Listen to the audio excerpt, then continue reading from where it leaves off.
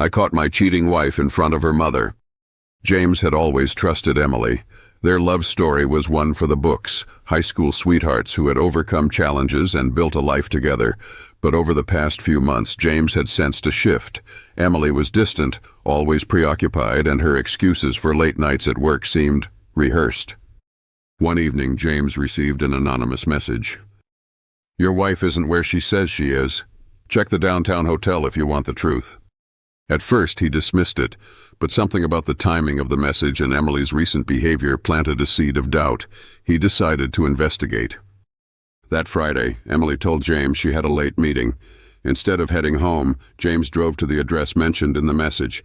In the dim light of the hotel parking lot, he spotted Emily's car. His heart pounded as he debated whether to confront her.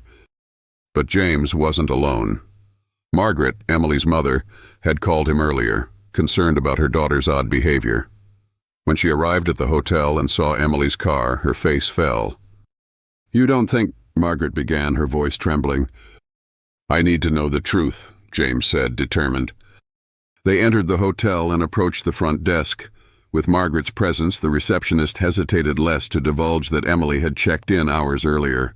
James and Margaret made their way to the room, their footsteps heavy with dread.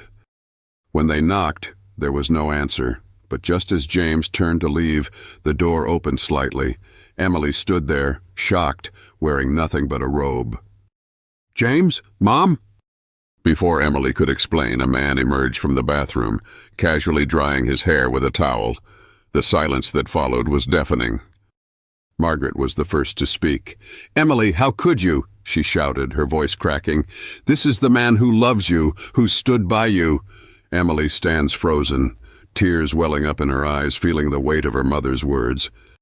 James's face was pale, his emotions teetering between heartbreak and fury. "I trusted you," he whispered. "Was it worth it?" Emily stammered, trying to justify her actions, but Margaret cut her off. "Don't you dare make excuses, Emily. You've humiliated your husband and me." James turned and walked away, his heart shattered. Margaret stayed behind, determined to make her daughter face the gravity of her betrayal. In the weeks that followed, James filed for divorce. Margaret, though heartbroken, supported him, refusing to condone Emily's actions. Over time, James found solace in the love of his friends and family.